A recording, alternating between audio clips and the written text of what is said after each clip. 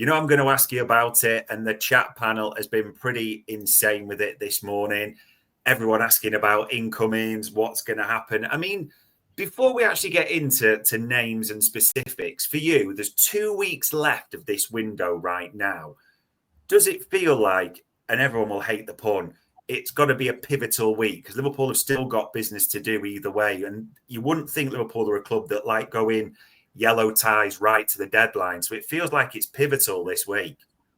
Yeah, it's just got to be, hasn't it? I mean, the deadline is September 1st. So, and for a big deal like Isak, you're not going to kind of get that over the line in a couple of hours. So, things really do have to start moving. And, there's just, like I say, there's just not an awful lot of time. So we're kind of just waiting for developments on that front and, hoping really, because I think Liverpool are in a really good position. They look good. They look good in a lot of aspects. I'm pretty sure they're going to iron out the aspects where they don't look so good at the moment. But there's just that depth question mark. They've sold a lot of players, and they probably need to get a couple in at least to make the depth look good enough to go and win a title. Because for me, it's just absolutely not there yet. So that's the challenge now. Can they do it over the next couple of weeks? I sincerely hope so, because I think it would. If they go in as they are, I'm not sure the depth is there to win the title, particularly in attacking areas. Nah, there's definitely more needed. And I mean, I was going to talk about Alexander Isak, and Eddie Howe talks about it over the weekend, saying we need clarity, we need a resolution. The Geordies at Villa Park, they made their feelings pretty clear. And even linked transfers, it seems like Visser to Newcastle might be stalling on this a little bit. This all of a sudden doesn't quite seem as clear cut as it felt for a few people, did it?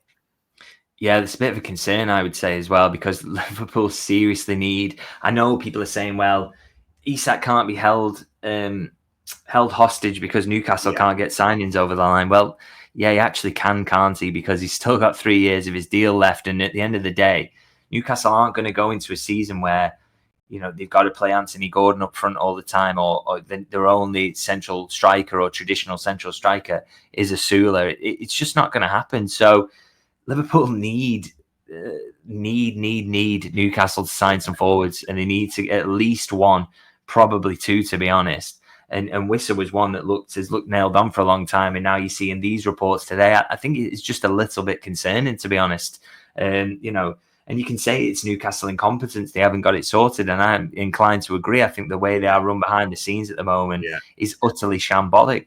But if that incompetence leads to them keeping hold of Alexander Isak, then that is bad news for Liverpool. So there's not a lot Liverpool can do about this. This is the thing with the market, and you can go into it saying, Liverpool need to do X, Y, and Z this summer, and they must get this done. But one of the things people really underrate is the fact that you cannot control what other clubs do, and that is whether they come in for your players, as happened with Luis Diaz. It's whether they, because you could say, oh, well, we'll sell Luis Diaz and we'll get this money and we'll put it on Alexander Isak. Well, maybe Bayern wouldn't have come in and they wouldn't have put down that sort of money, and you don't have control over that. And then maybe the player rejects a move to Saudi, and then even if it does happen, maybe Newcastle literally cannot sign any forwards whatsoever, and therefore you can't sign Isak. All these things are just completely outside your control. So there's still a little while left, and you still kind of lean on the side of with the bridges burnt and everything else that they will happen. But Newcastle need to sort this out. Like, they need to get someone in. So it's I would say it's a little bit of a worry, yeah. And you're right. It's starting to. It's not a sure thing. It's not panic stations, of course, yet. Exactly as you said, there still is a little bit of time, and things do need to get moving. Will there be a point where, because Liverpool, I mean, people are suggesting, it's going to be deadline day because he's not going to be able to play with fitness, etc. But Liverpool don't like to do the business on deadline day. We know that. They like to be organised, ahead of schedule, well planned. Will there be a time where you think Liverpool will just cut this and move on? Will it be the end of this week, or could it even go later? I don't get the impression that they're kind of minded to do that. I think they still feel that the deal is there to be done. Like I say, I still lean on that side of things. I think it's so toxic with the Newcastle fans now. It's he's on strike. He's getting fined every week now because he's not playing. And Newcastle are actively looking for solutions. So there couldn't be bigger indicators really that is the direction that this is heading in. But like I say, there are aspects there that Liverpool can't control. So I feel like they're just waiting, and they're waiting to be given the green light by Newcastle, but it hasn't come yet. There's not many alternatives out there that you're being given encouragement on either. So I think they are waiting for Isak. So it's a risky strategy, but if they feel that that's the right one and they feel that they're going to get the deal over the line in the end, and then they do, then you've got to say fair enough, really. But it's nervy times at the moment, I'd say. It's interesting to see how it develops. And I suppose just one more in the attacking situation, because Slot talked about it, didn't he? And Ekatike being able to play in the middle, left as part of a two. But he did mention, he was quite direct in one of his comments to Sky Sports, talking about we do need attackers. And he said attackers, and people will take that as plural. So various chat around another winger, a multifunctional forward. Do you think there is a chance of that, or is it just eggs in the Isak basket, literally? I had another conversation yesterday that makes me I would be very surprised if they do sign another forward on top of Isak. I think that will be it, to be honest. I know there's a lot of rumours doing the rounds. None of them really concrete, to be honest. But a lot of talk of that being a possibility. And I wrote something maybe a month or so ago, kind of suggesting that they would put faith in Engamoa, that they would use Frimpong in the front line, that Wirtz is seen as a genuine option there. And the conversation I had yesterday kind of reinforced that to me, that's the feeling. There's not necessarily an expectation they will sign a winger, so I think it will be Isak.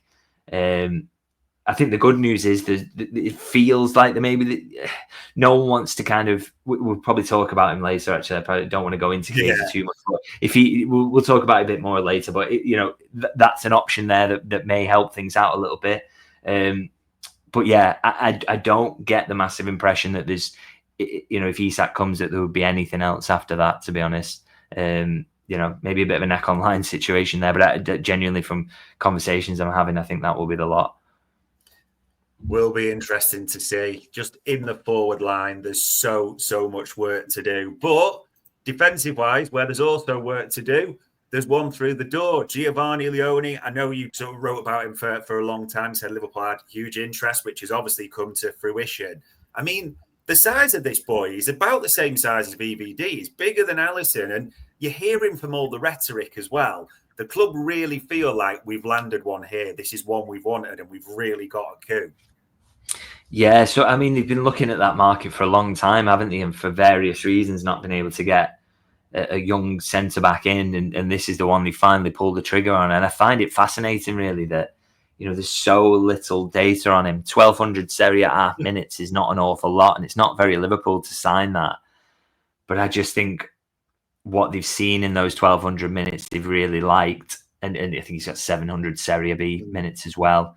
And then, on top of that, all that physical quality that's there that you just cannot buy, really. He's fairly quick for someone of his size. You see, he covers the ground really well, but he's massive. And I think, again, talk about the Premier League and the physical challenge. I mean, if he can't do it at 6'5", the size of him, then, there's something really wrong with his heading technique. So, it looks a really exciting sign. I think it's going to be, eased in. I think it's going to, maybe League Cup will be the first time we see him, but very much looking forward to seeing him because there's big faith in him and they think they've got a good one here. So, and there are no plans to loan him out either. So it's going to be a case of, we will see him at Liverpool this season. So, let's see what he's all about.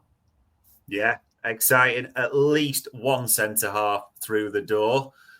The second one, Marc Guehi still rumbles on. I mean, there's various reports Liverpool are going to, not say reopen, but continue talks with Palace. And then there was this yesterday where a calm, cool, collected, normal Marc Guehi doesn't seem to be wanting to speak to his manager at full time as well. Are we expecting developments on this, do you think, this week or so, again, with the things Liverpool have got to get done? Well, we're expecting them in the next 2 weeks. I'll say that much. Literally all I can kind of guarantee really is yes, something's going to happen in the next, 13, 14 days. So, with Guehi, I think, again, like Isak, lean on the side of positivity with this one on the basis that the ingredients are there. So Crystal Palace desperately wants to sell. They don't want to lose him on a free. Liverpool want the player quite clearly. And also the player, I saw Joyce's reporting, I can't personally stand this up, but obviously he's a fantastic reporter and this will be fact. The player wants Liverpool. So if all those three things are there, it's clearly a bit of haggling on price and what Palace are willing to accept. And that number comes down every day we get close to the deadline. So it might drag on a little bit, but it can't drag on for long, only a couple of weeks. So I lean on the side of this one being resolved positively. And I don't know whether what happened yesterday was anything to do with that or anything like that. It could easily not. And I think we all link these things to transfers. It could be disagreement about an argument on the pitch or whatever. I lean on the side of him ending up at Liverpool.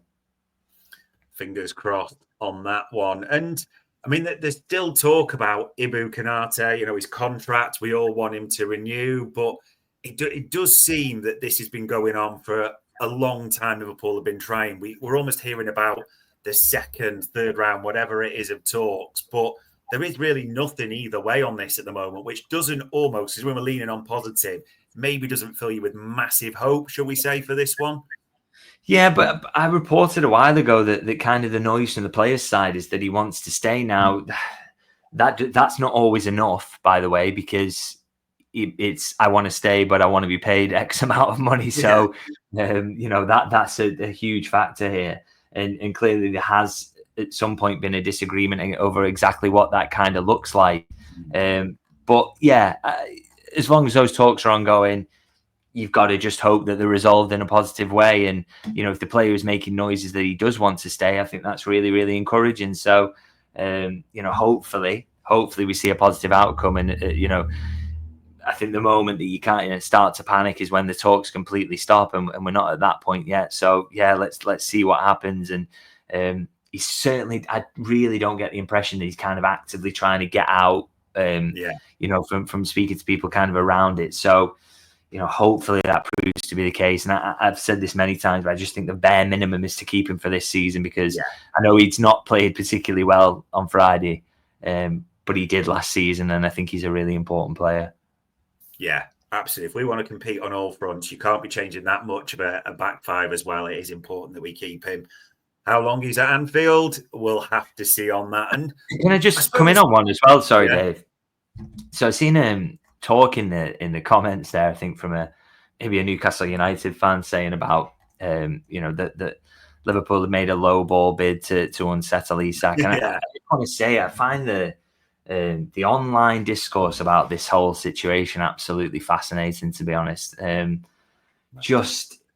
just nonsense, a lot of it, really. I mean, the fact is, I think with the Isak thing, it's kind of, I can't understand how Liverpool are being positioned as kind of, maybe I would naturally side with them, but genuinely how they are being made out like they've kind of completely taken the Michael out of Newcastle with these bids and with this bid that they put in. And I mean, they quite clearly didn't think, and this is how transfers work, they don't think they're going to get him for 110 million, but you go in with a flat 110 million, and then Newcastle, in that process, then if they are at all willing to sell, and they're obviously clearly not at the moment, but when in a normal world where everybody's saying, well, Liverpool just have to put the money down. Okay, in a normal world, Liverpool offer 110 million, and Newcastle come back and say, well, what about 140? And Liverpool go, well, what about 125 with a 10 million worth of add-ons? And then you slightly work through towards that. So that 110 million, at no point does anyone at Liverpool think that's going to be accepted, and it's not